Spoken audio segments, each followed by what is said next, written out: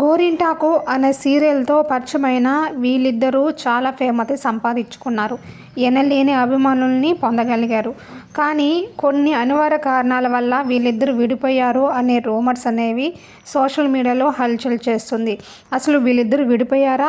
ఇస్మార్ట్ జోడీ సీజన్ 3లో మళ్ళీ wild card entry ఇవ్వబోతున్నారా?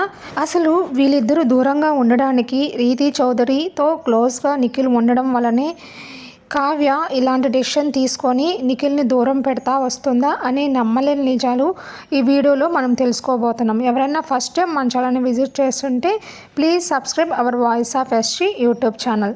So guys, కానీ అనే యూట్యూబ్ ఛానల్ని వీళ్ళు స్టార్ట్ చేశారు. కానీ అంటే కావ్యలో ఫస్ట్ లెటర్ కా, నిఖిల్లో ఫస్ట్ లెటర్ నీని రెండు తీసుకొని కానీ అనే యూట్యూబ్ ఛానల్ని వీళ్ళు అఫీషియల్గా ఒక ప్రోగ్రాంలో రీతూ చౌదరితో క్లోజ్గా ఉండడంతో తట్టుకోలేని కావ్య తనకి చెప్పడం జరిగింది. సో ఇవన్నీ చెయ్యొద్దు, నాకు ఇష్టం ఉండదని.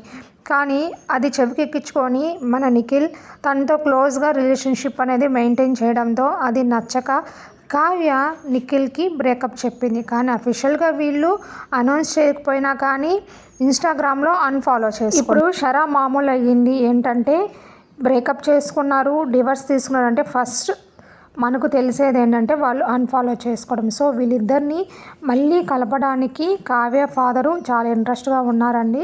సో మనకు వచ్చిన ఇన్ఫర్మేషన్ ప్రకారము వీళ్ళిద్దరూ మళ్ళీ కలిసి నెక్స్ట్ ఫర్దర్గా ఫ్యూచర్ని లీడ్ చేయాలని కావ్య వాళ్ళ ఫాదరు శతవిధాల ప్రయత్నం చేస్తున్నారు.